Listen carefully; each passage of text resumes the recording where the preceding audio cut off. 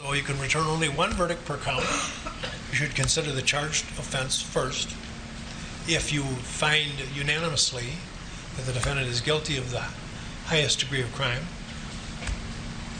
you need not consider lesser included offenses. If you decide unanimously the defendant did not commit the greater crime and was acting lawfully in self-defense. Thanks to a technicality, it appears Kyle Rittenhouse has caught another break in his murder trial. Hours before the jury is expected to begin deliberating, the presiding judge dismissed the lone weapons charge.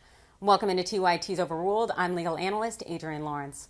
Kyle Rittenhouse is no longer facing the lone weapons charge for using an AR-15 to injure a man and kill two others during a 2020 protest in Kenosha, Wisconsin.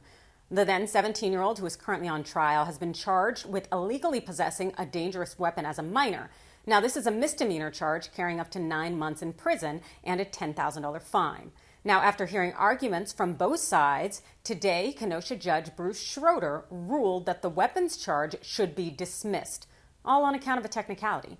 Specifically, the statute's language doesn't ban the 17-year-old from carrying a long barrel rifle. Because we have to remember, this is Wisconsin, where it is open carry, and so they do have a specific statute that says that minors can't. But the judge decided to err on the side of caution with this statutory language, and this decision was likely the right decision. But it ain't going to play out in Rittenhouse's favor. So here's the scoop.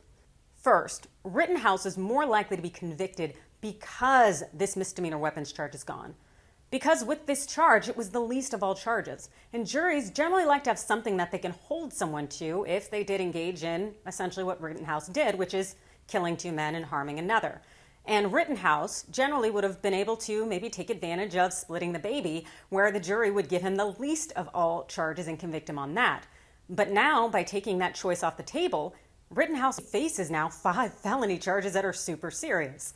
And so if the jury wants to hold him accountable at all, then it's going to have to give him something serious. As the most serious one, if he gets convicted on it, he's looking at a mandatory sentence of life in prison. And second, by removing the misdemeanor weapons charge, what that also means is that it's less likely for Rittenhouse to get a second trial on appeal if he is convicted. Now, by that I mean that essentially he's going to have fewer arguments on appeal because the judge sided with him on the weapons charge here. Because when we look at it, what we do is we have people who say, hey, this was unfair, and so I'm going to need a second shot at this. I need a second trial. And now he doesn't have many opportunities to say it was unfair because the judge sided with him here. So no matter how he gets convicted, it essentially is not going to benefit him now that this misdemeanor weapons charge has been taken off the table. There's no chance to split the baby. So what do you think?